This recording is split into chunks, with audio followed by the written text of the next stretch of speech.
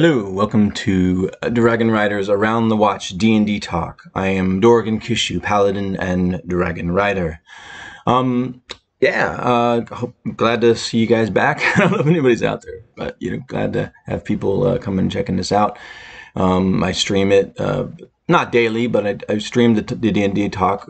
Try to do it once, several times a week. And I haven't, like I said, once I get a schedule, I'll start sharing that. But Around the Watch is just, well, basically I like to talk to people about Dungeons and Dragons. So when people come into chat, we'll talk about D&D, we'll talk about whatever they want. And then I'll also have topics in case there's no one out there, or even if they want to talk to me about the topics that I happen to choose. I was going to talk about a couple things. Let me see. First of all, see if anybody's out there in chat yet or not. Not yet, and maybe never. But, this is a brand new stream, so I'm not worried about it. Also, I do, as well as being available on Twitch, these videos I'm making available on my YouTube, so people can watch them and reply there if they have anything to say about any of the content. Excuse me. Yeah, I want to talk a couple things. World building. Everybody does it differently. A lot of people maybe just use content that's published. I've always done homebrew. And kind of quickly how I kind of do it, I generally, if I'm creating a world, like I'm currently working on a realm that I designed to potentially use for some live stream playing on this channel, and I'm hoping that will happen at some point. And as I've mentioned before, still going to figure that out. For now, I'm going to be doing other things like this D&D talk. But yeah, a lot of times I'll, like in this case, I will, I actually draw out a map. And then I start to slowly add like mountains or forests. I do forests and woods. I think D&D may only cover one of those. And I think AD&D may have had both. I haven't done AD&D for a while. I never did full-blown AD&D. I've mentioned this before. I started out with the basic rules, and then which is the red box, and then expert, and that's the blue box, and then I kind of weaved in some AD&D rules. But I would love an opportunity to full-blown play an AD&D game. Have somebody else run it. Maybe I'd run it at some point, but until I'm super familiar with all the AD&D rules. I'm just curious. I've always been, because I've been playing AD&D for a while and aware of it for a while. Yeah, so back to making your own world or homebrew world. So yeah, so basically with the one I'm currently doing, I should have brought it. I probably have it. Let's see. Yeah, I do. I do have this right here, actually. Obviously, I'm not super organized, but I'm trying to leave this as kind of a fluid thing. But I did. I started out with. I made several pieces of the map. You use several hexagonal sheets to make a big version of the map. Like I said, I'll add mountains. I will add hills. I'll add forests. I'll add woods. In a general way, I usually have wood elves in the woods and high elves in the forests. But it gets obviously that's just a very general way of looking at it. Yeah, and then. What I'm doing with these worlds, and I've mentioned this before on my tweets, I've always used a monster manual, and I use different books in my campaigns. But I'm trying to, with this new realm that I'm creating, I'm trying to weave in. I pick up Tomb of Beasts from Kobold Press, and it has just piles of creatures and whatnot. And I'm starting, so I'm using them to try to fill the realm a little bit. In addition to those creatures, though, I will use the Xanathar's Guide. Everything has different wandering monster charts, and I will also use those probably for wandering monster stuff. In addition to these new creatures that I'm placing all about from Tomb of Beasts, and then in the cities or some of the cities, I'm using the Cawwood Monsters of the City. Yeah, Colin makes great stuff. I know I talk about it. He's just one of my third-party publishers that I like. There's a few that I like, and he is one of them. And yeah, so I've started to use some of those. And part of building, like this one in particular, I build by plane. Like my brother doesn't really play D&D much. He lives about 8 hours from here, and he's not big on getting on computers or getting on. But we did. He had some time off with the pandemic stuff, and actually some health stuff, but he's doing better now. He's going back to work yesterday. I think yesterday was his first day back to work after months of being off work. And he ran into some time, and we started playing some D&D for the last couple weeks. And I brought him into this world that I'm creating. And as he traveled, I started to fill out the areas. So these are just a couple different ways. Oh, somebody put something in here, but it might be. Let's see. Live and let's die. Sorry, there's somebody in chat. Long time no see. I've been trying to catch some of your streams lately, but I've been late to some of the notifications. Yeah, I haven't. It's because I'm doing them like pretty close to when I'm actually streaming. I've been tweeting when I'm like pretty close. So people haven't have a lot of they don't have much of a heads up in regards to like I'll be doing it tomorrow. I don't know how many scheduled things or anything like that. I'm trying to see if you're still out there, if that was or when you actually posted that. So let me check to see if you're still in the chat. Yeah, you look like you're still there. Can you hear me okay?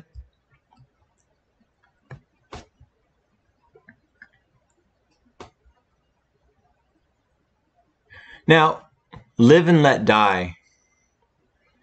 I don't remember that name. I know that my girlfriend and I did come on and play some chess, and we did actually came on and just talked about D&D also.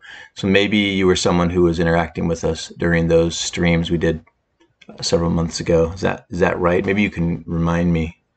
Either way, it doesn't matter.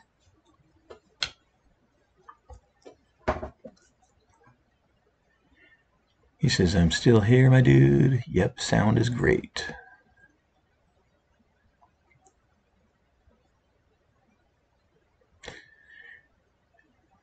Let's see, I think I caught you and your girlfriend when you did a while back talking about general D&D topics. I think I know who you are. I don't remember the Live and Let Die, but I think I do remember you. So yeah, that's awesome that you're here. Great to see you again. Yeah, I'm just, it was, Doragon Kishu. I just had a Dragon Rider on my own Twitch, but now I switched it over to Dragon Riders, which for right now I'm going to be streaming different things. I'm hoping to do some live play on it at some point. I'm still figuring that out yet. Mostly when will it work and when things like that. But until then, I am doing this around the watch D&D talks, where I just get on to talk to chat about Dungeons and Dragons, really. But I am also including some topics so that whether there's someone there or not, we can talk about the topics, or we can talk about anything D&D. And then, as I mentioned earlier in this, they're available. Then these are going to be available on Twitch, and then I'm also uploading them to my YouTube. So what's going on? What's going on in D&D for you these days? I forget if you're a D&D a dungeon master or a player.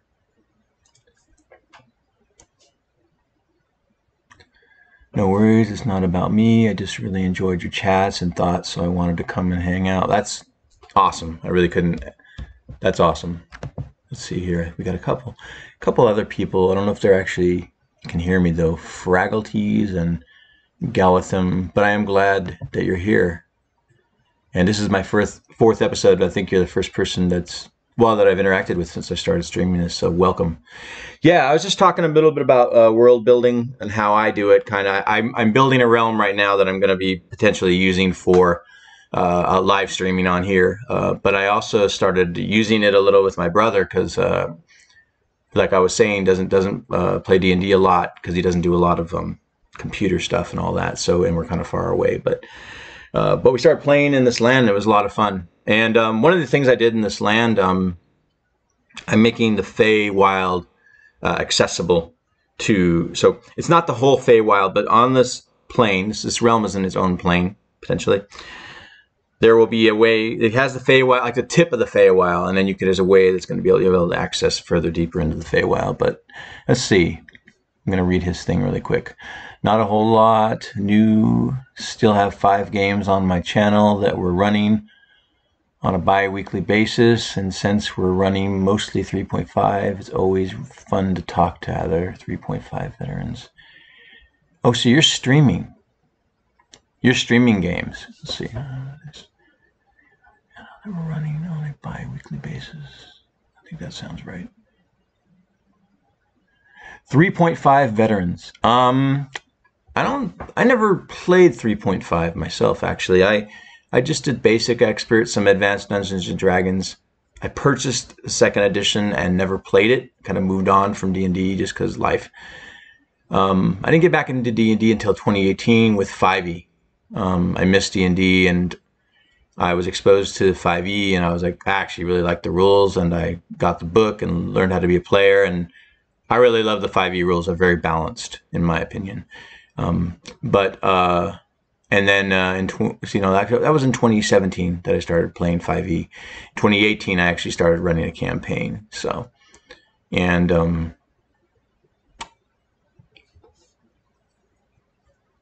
yeah, I'm gonna have to. I'll check out if you have a channel and you're streaming. I'll have to check it out.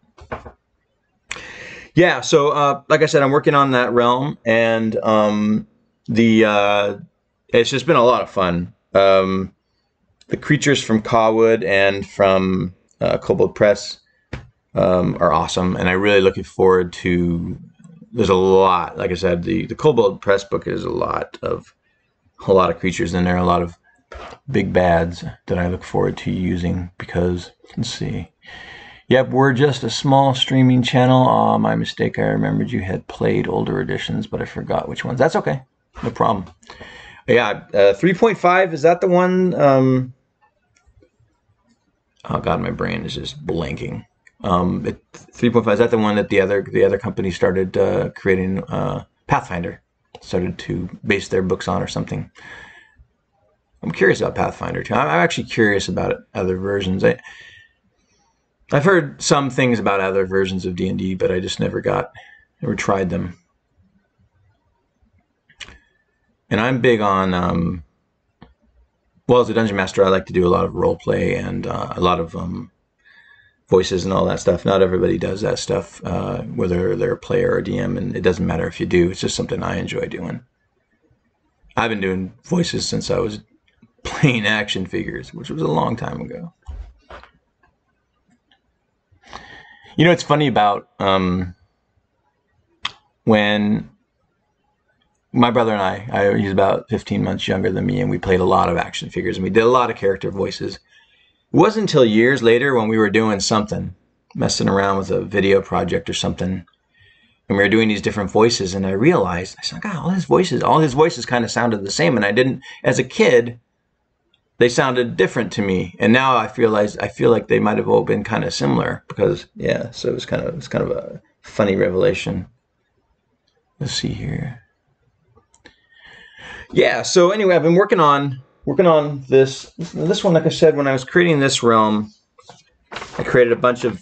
I made it big, and I've been filling it in with land, like I said, forests, mountains, swamps, whatever. And then I've been just flipping through the Kobold Press book.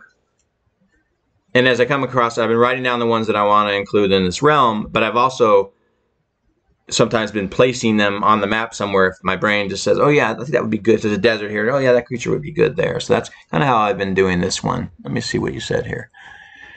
3.5 is like 5e on steroids. Yeah, Paizo was a company that produced and wrote a lot of 3.5 and fueled the Dragon and Dungeon magazines, which I'd love to get my hands on some Dragon and Dungeon magazines. I've always loved the covers and I've always been interested in them. I just never collected them. Let's see here. When 3.5 stopped, Paizo took the open game license for 3.x and built Pathfinder practically on top of it. Yeah, I think that's awesome. Really cool. Like I said, I would love, as a player, I'd love to be a player in a Pathfinder game just to kind of experience it. And then, you know, in 2017, when I did do a 5e group and I was a player and the group was kind of shaky, and they, at some point, the DM wanted to try Starfinder, I think it's called. I think it's Paizo's sci-fi one, and my girlfriend and I were in that group with them, and we created characters, and that was awesome, to be honest. I'm totally open to doing other things than D&D. D&D is my main thing, but Starfinder was very cool. I would love to get involved with something with Starfinder at some point. Also, I supported a Kickstarter at the end of last year for a cyberpunk RPG, And it's one I've been interested in. Actually, it's been around, I don't know, 2 or 3 years. And so I wanted to get the book. I wanted to get some additional city books and all these things. And sadly, there's been a lot of delays on actually getting, because of the pandemic and whatever, everything's been delayed. So it'll be almost a year since I supported it that I will be getting the books, but I'm still looking forward to them. And I do want to run a cyberpunk thing. I've never ran anything like that. I've only ran D&D, and yeah, so that's something else that I will be figuring out, and maybe I'll put it on here on the Dragon Riders Twitch. I don't know. Yeah, so like I said, working on that realm, and that's been going good. There's something else I wanted to talk about. Oh yeah, I wanted to just kind of point out a couple of these books I have that I've never used. I picked up this from Kobold Press. I really like Kobold Press, and they create a lot of content. I picked up this Tales of the Old Margrave book. I don't know, probably a year ago. And it has to do with an enchanted forest. But I was reading through it, and because I'm homebrew, it's hard, because I'll buy these books that are really, they're setting books. And I'm such a homebrew person that I generally don't end up using them, even though they're amazing. Because for me, in my experience of just reading through this a little bit, was that the Dungeon Master basically needs to become the forest. And just, you know, and what that means. And it's an amazing thing, and it would be awesome for somebody to do that. It would be consuming for me, and it would pull me away from everything else I'm doing. So I'm not sure if I'll be the one that does it, and so I'm not sure if I'll end up giving this away to somebody. It's brand new. Give it to someone, let them run it, or I don't know what I'll do with it. I know it's great, and I would love to be a part of it at some point. So that's one. I would highly recommend Tales of the Old Margrave from Kobold Press. Even though I haven't used it, I have read through part of it, and yeah, like I said, it is really awesome. If you're looking for like something real, full-blown campaign, really, really cool. Some of the other books that I have that I haven't used yet. Well, the one that I got, you know, I got Tomb of Annihilation. Let's see, it's 5 East. Okay, yeah, I got Tomb of Annihilation back when it was out, and I watched the D&D live. They yearly they're doing this thing where they play D&D and they show the new products and stuff like that, and which I love, and I love the live games. But I got Tomb of Annihilation, sounds so cool to me, and I got it, and I was about to read it, and I was like, well, it's another thing where it's a campaign. You're using somebody else's campaign setting, but although I don't know what level you can really go up to it, probably as much as you want. But before I started reading it, I realized I may want to be a player in this, because I don't know. Once again, it was going to take up. It would consume me if I did it, if I ran it. So, and I wasn't sure if I had so much other D&D stuff going. So then I stopped myself from reading it in case I become a player. So I've got this. I love this book. I want to be a player in it. I guess someday I might run it or incorporate it into one of my campaigns. But Tomb of Annihilation really, really interests me, and it's just been sitting there. And that's one I don't really want to give away or sell, because it just really interests me. I'm hoping to get to it in one form or another. I'm going to read what he says here. Correct me if I'm wrong. So you were solo playing with your girlfriend, and now you're DMing for your brother solo. Are they playing in the same world? Is there plans on them joining up? If so, and are you going to build this into a typical 4 to 6 player group in the future? I'll tell you exactly where I'm at, and I've mentioned this in some of the other ones, so that you probably didn't see. So forgive the other people that heard it already. I don't know if anybody's watched these. I guess a few. Okay, so currently I run a campaign for my girlfriend. I ran it for 3 years. She's almost level 27. And then in campaign 2 she wanted to run a group, and she's been running 4 of us, but one of the main players left, so she's figuring out what she's going to do or not do, if she's going to continue it or not continue it, because he was a big part of it. So that's happening there. The next campaign that I'm running is call it my third campaign. Second one I don't run. Third one is a group of people I met on Twitter. I run 5 people. We use Discord. We play every 2 weeks on average. And that is awesome. And then I've done some other stuff. I ran for a couple people I met on TikTok. I ran my Frost Realm module that I wrote. I did run that for several sessions, and that was a blast too. And I think we used Roll20 for that because I wanted the maps on there and all that. With this new Dragon Riders Twitch, I'm figuring that out. As far as my brother is in the new realm that I just created, and I don't even know if he'll be playing D&D anymore because he's back to work. He works a lot of hours, and he's got kids and girlfriend and very consuming life. It was very lucky that I got to play with him the last couple weeks. Very fortunate, and it did help me develop this new realm. So I don't know that I would love for him and my girlfriend to play. In fact, he came down to see us one time, and she was running my module for him and me. I was playing NPCs to his, and it was awesome. It was awesome. But as far as this, we were talking about running a one-person thing. I would either run. Actually, originally we were talking about me running her. She'd create a new character, and I would run her.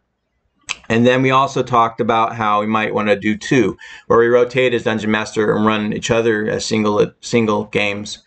That might be what we do too. I'm always interested in doing groups, but I'm not sure where she's at with that, and I don't have any plans for a group one. I mean, if I keep doing this channel and keep streaming, at some point it would be an awesome thing to do, to have groups on here.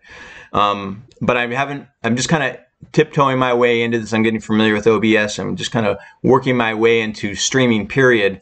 And to begin with, I think it'll just be a single player, brand new character from her, and maybe a single player one character from me. I don't know if people would even be interested in watching just a single player thing. I know part of the fun of watching streams is just the different personalities, right? But at the same time, I don't know that it's that common, at least not on Twitch that I've seen. So maybe people might enjoy that kind of single player thing. And the thing about me as a DM, I play a lot of characters. Like in her, the one that I run from her, I run 7 group members that travel with her, and she has a pile of allies that she runs with every now and then. And at this high level, she doesn't always travel with a lot. She sometimes has a couple bodyguards, and she doesn't always travel in the group. When there's big battles against like a demon lord or an archdevil or whatever, then maybe her actual group will come together and I'll run more at once. But yeah, so that's kind of where all that is at. I love group play. I just hoping maybe this will evolve to a group campaign at some point. But I'm just, like I said, I'm just kind of dipping into the streaming waters right now. Just kind of go from there and see what evolves. Because even the group that I run right now on Discord, I just wanted to play more D&D, so I started a Twitter group, and we just played on Twitter. Gotcha. So you're here for story mostly, that and world building. When you say you're here, you mean here as a dungeon master or here to watch people on Twitch?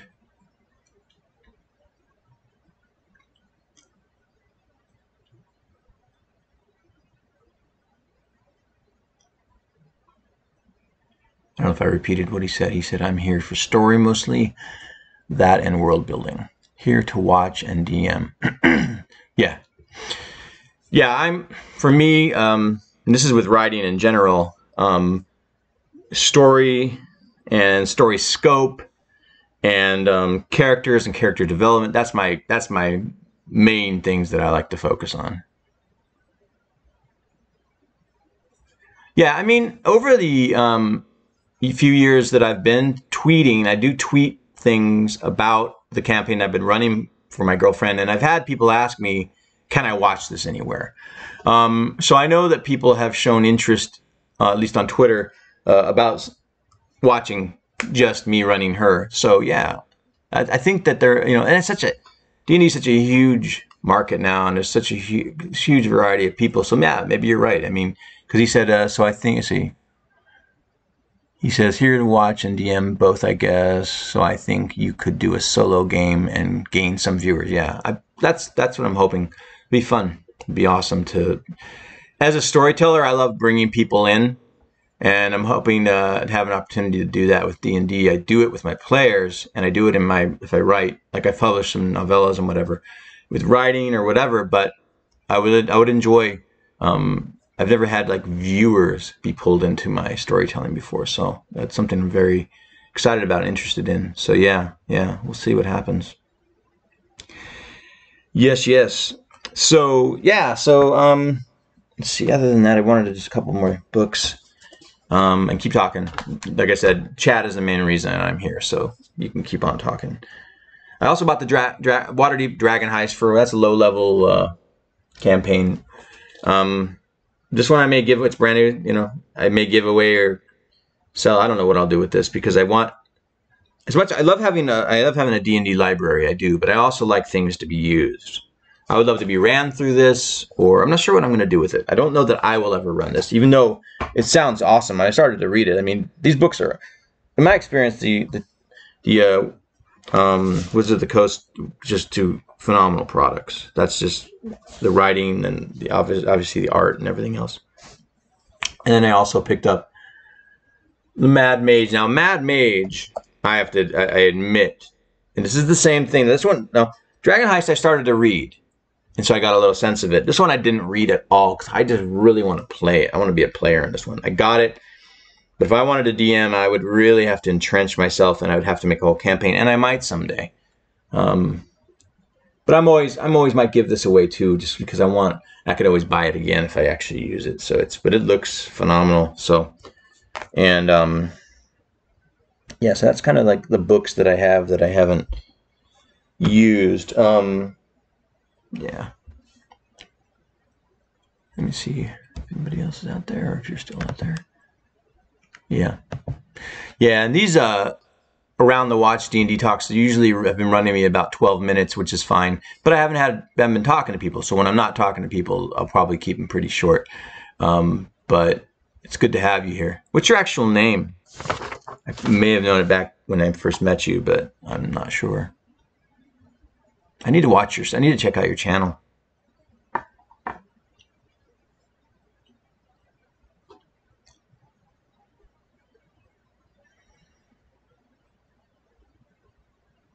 Rob. Yeah, and I'm James, or you can call me Doragon. Yeah, nice to meet you again. I definitely remember talking to you, not specifically, but I feel like you were around for a while, and there may have even been another person that came into the conversation, but I can't remember for sure because we just streamed a handful of times. And that was just us trying to, and I may have even told you then. It's like we just started to kind of dip our toe, if you will, into the whole streaming thing because both of us have an interest in it because it's really enjoyable being streaming. Let's see, we'll have a game on Saturday, 7:30 Eastern time, if you want to come hang out. Cool. And is your channel is Live and Let's Die with an S. Live and Let's Die, in case anybody wants to check you out.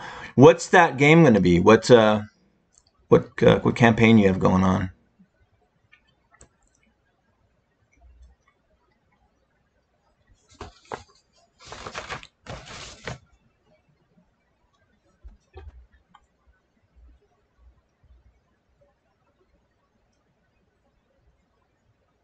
Saturday at 4:30. It would be 4:30 my time.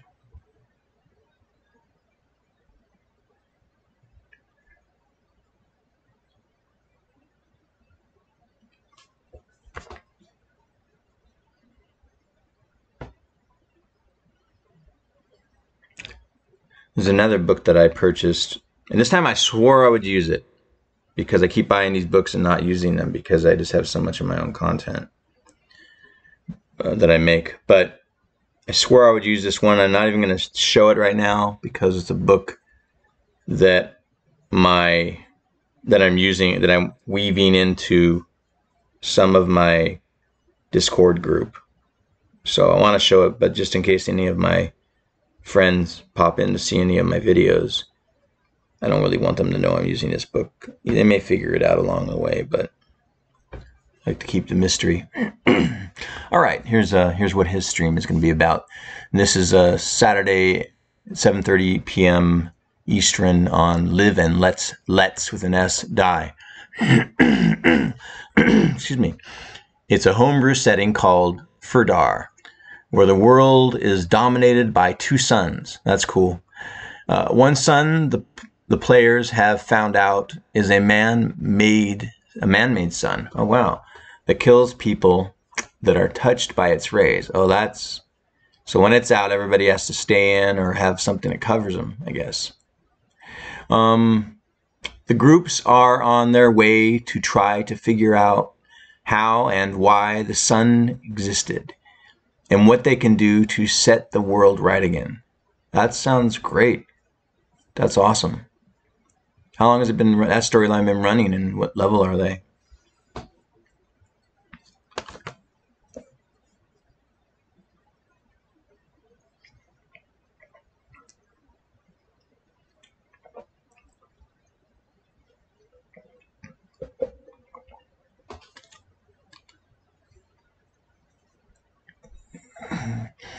I say groups because I run 2 groups on alternating Saturdays, so they exist in the same world in the same time frame. What dominoes one group knocks over, the other group has to deal with. Wow. One group is 14, level 14. The other group is level 12. There's about 80 sessions between the groups. I mean, that's super long and super elaborative. How long are your sessions online? 2 or 3 hours or more? That's awesome. And you're DMing that. It must be just awesome to be that deep into it.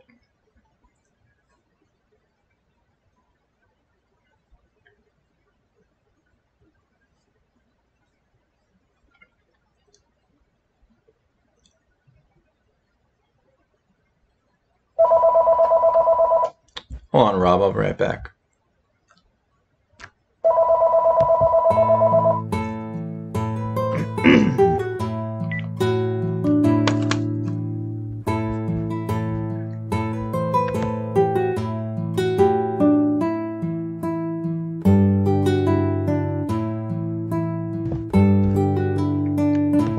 Sorry about that. Telemarketing. Let's see. Okay. Excuse me. We started in person, but then the pandemic hit, so we were running 8-hour sessions. But when we went online, we went to 4-hour online games. I mean, that's just awesome. Awesome. You know, it's funny with the pandemic because my in-person game is with my girlfriend, so that didn't change with the pandemic. But I know that the pandemic changed a lot of people's situations. The group I run in Discord, I believe one of the guys has always played live. He was and then now is again, I think, playing live with his own personal group. And I think the other couple there also have live games that they play. But I think the one of the guys, and I think he's in his 50s, I don't think he'd ever played an online game until he played with us. And it was just, I guess, and he seems to be having a lot of fun. But let's see, 8-hour games. I mean, that's just, as a Dungeon Dragon, I'm just crazy about D&D. I would love an 8-hour session. It'd be exhausting, but it'd be awesome. Let's see. The 4-hour games online, that's a good amount of time to be online. I do 3.5-hour games online. I've tried 3-hour games, and I just feel like it just needs just a little more. So I've been doing 3.5-hour games.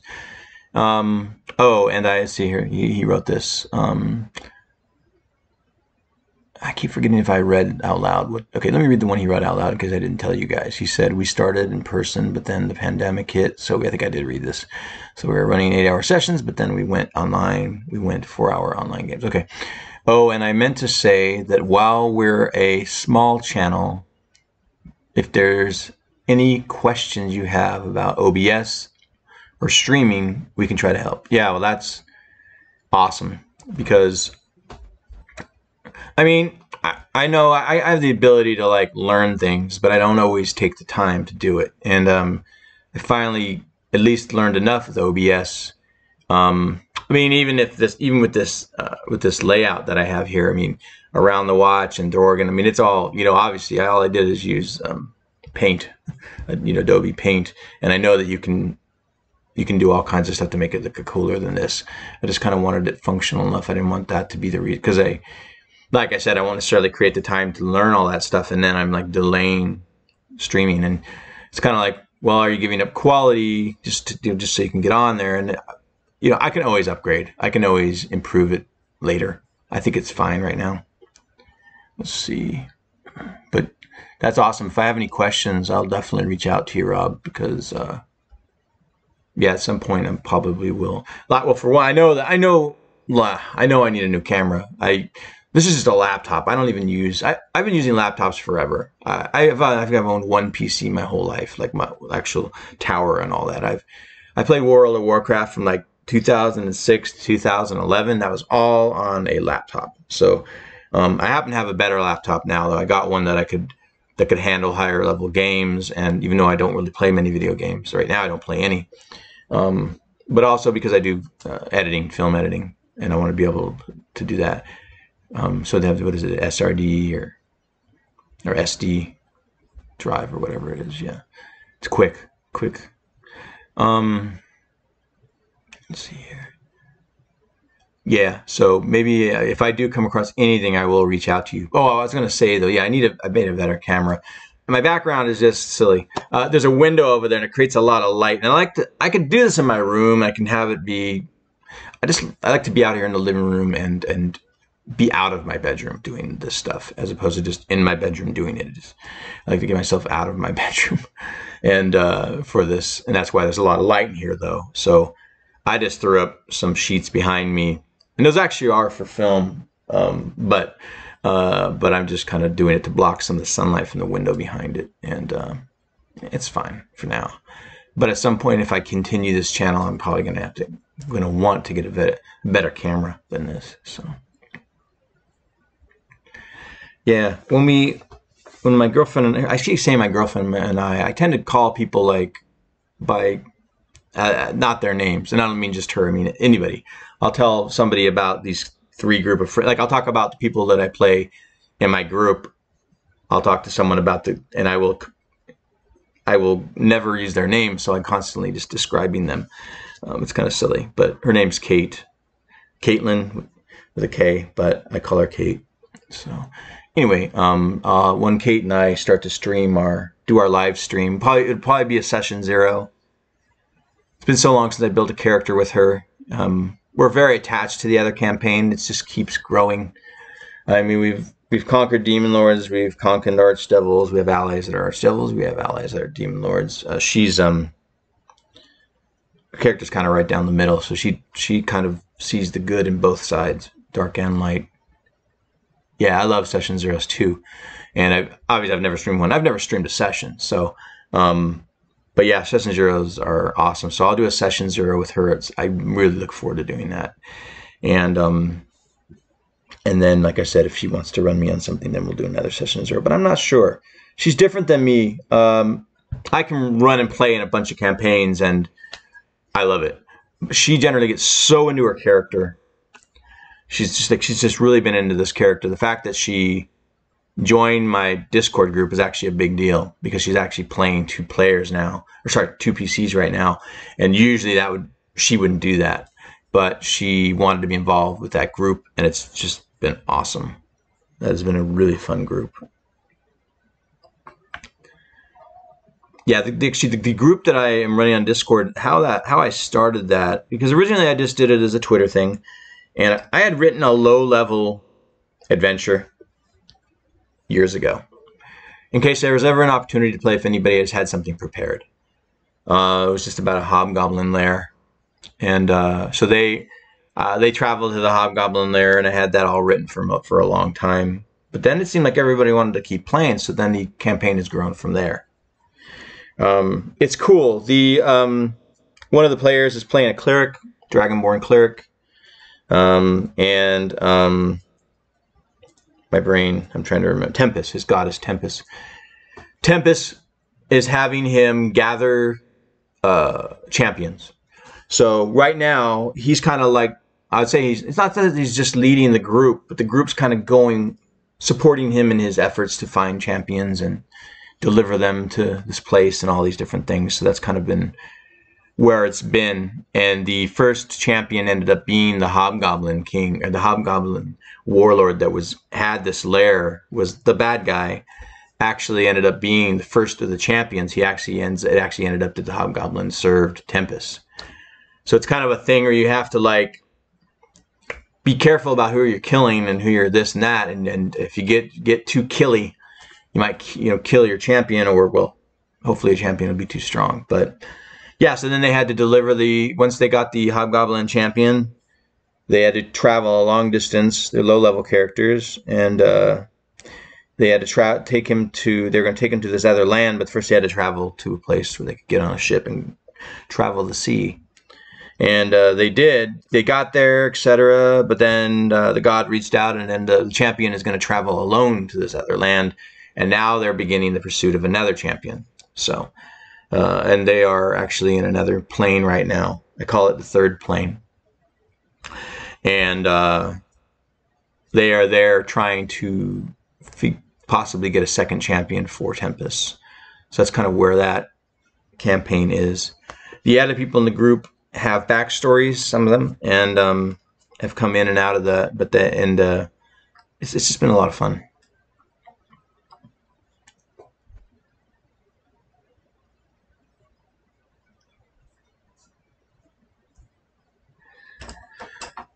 I need to keep paper around so I can just write your name down, Rob. I'd rather not ask you your name every time I see you.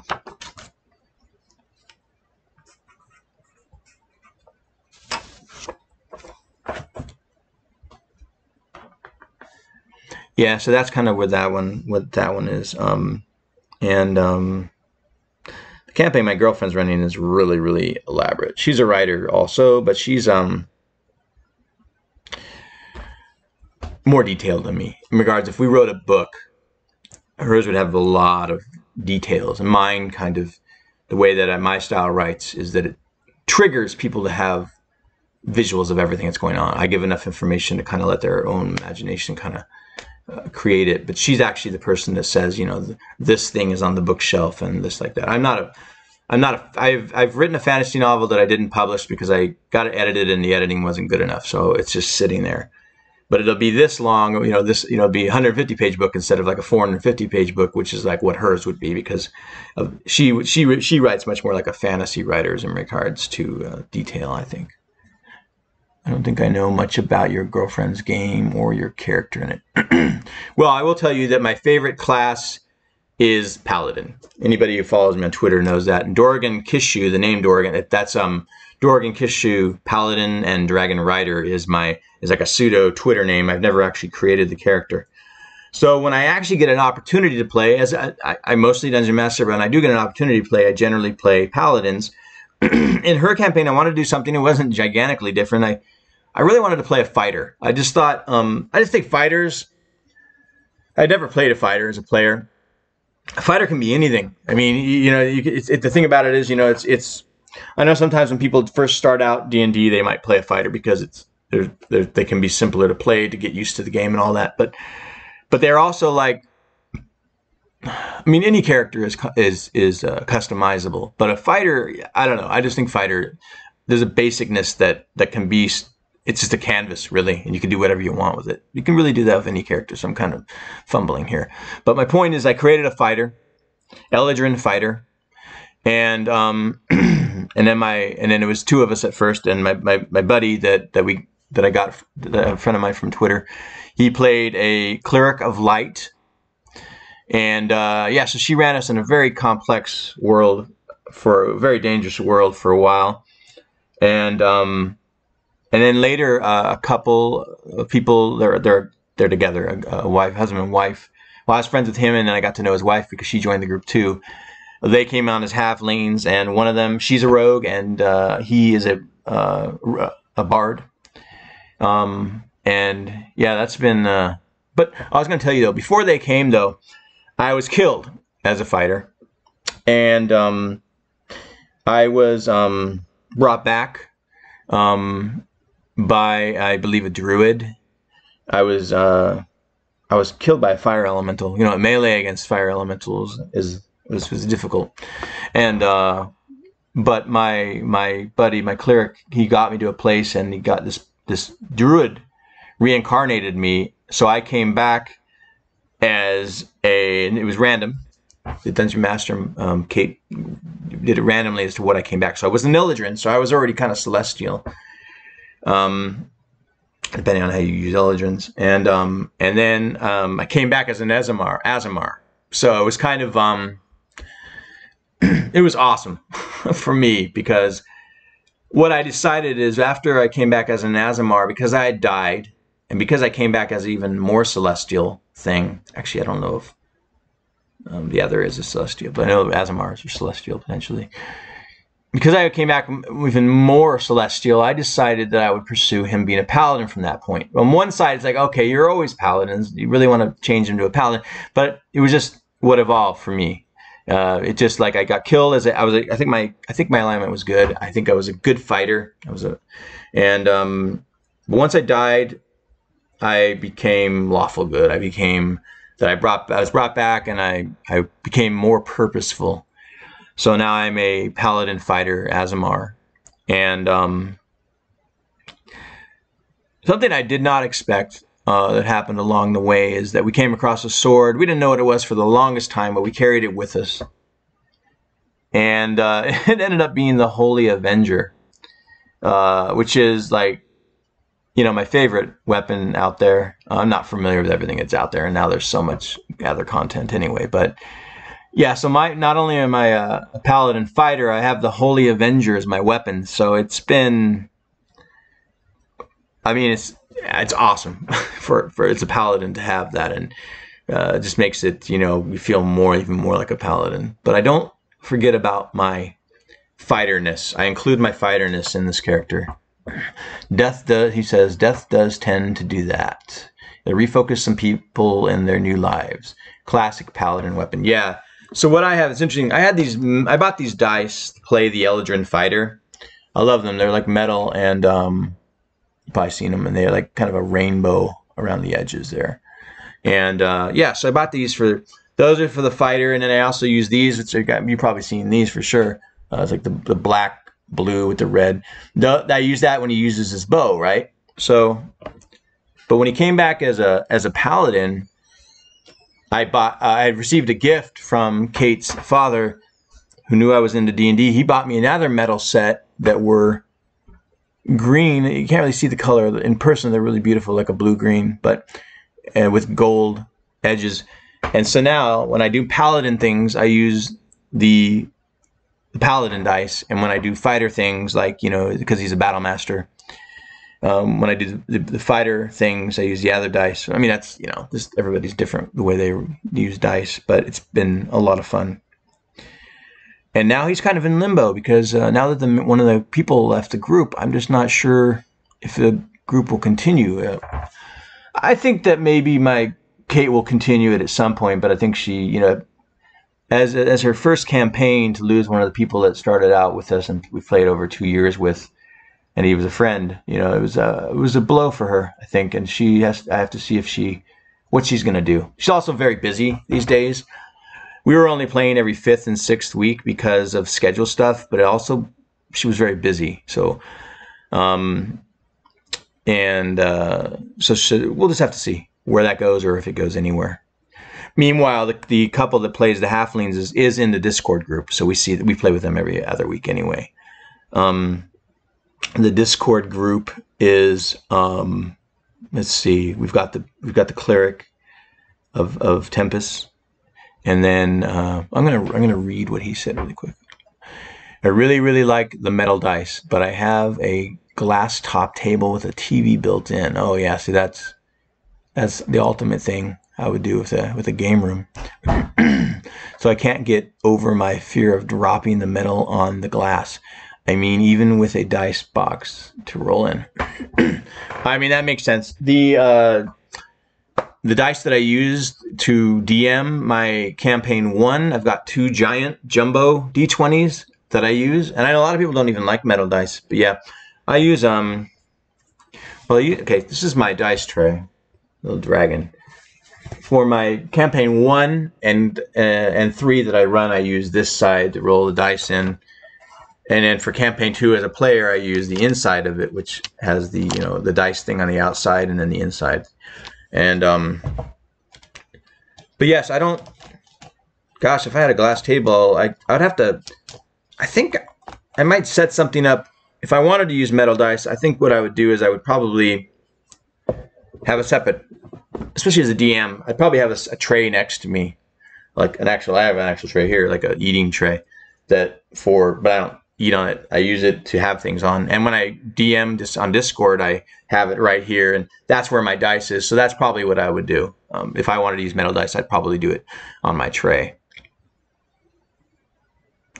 I love this tray. I wanted it for a while. I had a wooden one. I used to do vlogs, D&D vlogs, and I asked somebody if this one guy who made these wooden he made wooden trays. I was wondering if he would, if I talked about his product or did a review, if he would be open to sending me one of his trays. It was just this, and he had just come out with towers, so instead he sent me a tower and a tray. It was just wow, and I did a review of it, and they were just awesome. But I gave those to Kate. Sorry, I got some background noise here. Hold on a second.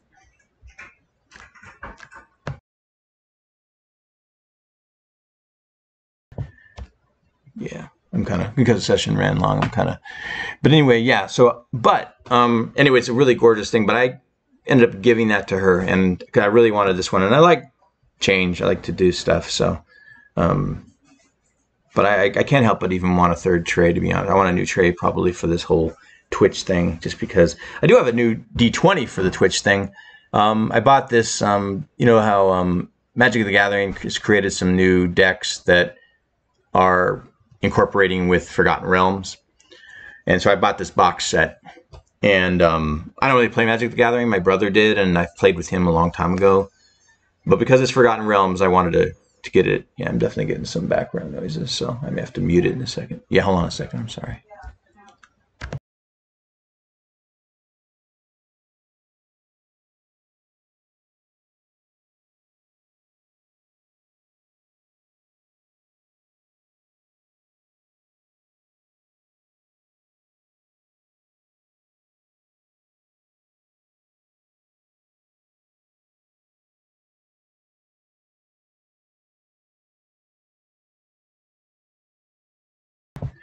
All right, sorry about that. Yeah. So I have this jumbo. I'm really looking. This looks much better in person. Also, it came with the set of cards. Anyway, is what I was going to say. And I have all these dice. I've done videos on it recently, but I have this. My buddy from Ohio, who's with the one that his wife and he play in our group. They make dice bags, and this is like their newest thing with these dragons. Where he created a different design for a dragon head.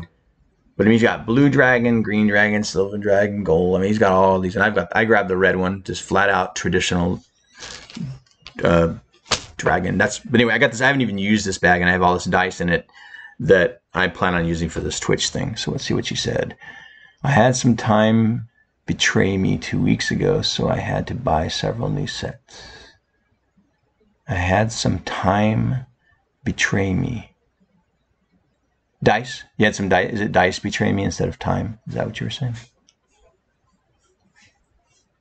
Yeah. So you had some dice betray you, so you had to get some new dice. Yeah, I mean, my Kate is very suspicious when it comes to dice. She switches depending on how they're rolling for her, and I know a lot of people do that. And when I roll badly, I have people tell me, switch dice, and I just stick with them. I'm just silly that way. But yeah, let me show you these dice, because these dice that I have inside here are the ones that they have 3 different things. These guys create these really beautiful ones. These are like purple with blue. That's one set that I'm going to be using. I got a set that's what's it called? I have it right here. Let's see, Laurel Silverhand's Explorer Kit. It's a Wizard of the Coast set of dice that I got because I just love the way they look, and they came with 2 jumbo dice, so I have those. I actually have a lot of it, and then they're the dice themselves. But all of these look better in person. They're much more attractive in person.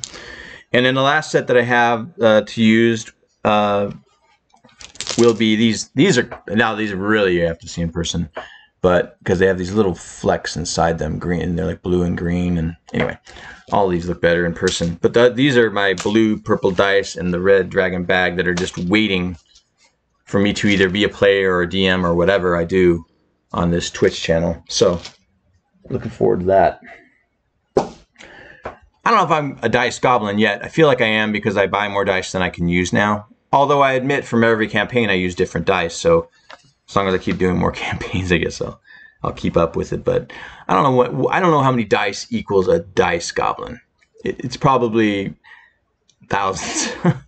I certainly don't have thousands, but I've got a bunch of sets, that's for sure.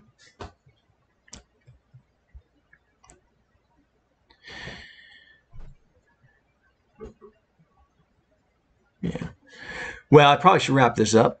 The household is coming alive here, and Rob, it's awesome talking to you again. I will try to, maybe I can check out your Saturday show or one of your shows soon. And it's been awesome having you in chat, and I look forward to having more and more people in chat because this show is about talking to people about D&D, so it's good to have people on there. And like I said, either way, I will try to have topics so that I can do this because the videos will become available. So, but I appreciate you coming by, and I appreciate all you watching this. This is a long edition of Around the Watch, but it's just kind of actually the more way I want it to be once I have people in chat to talk to about D&D. So thanks again, and like Rob, I'll be in touch, and I hope that you keep on checking this out.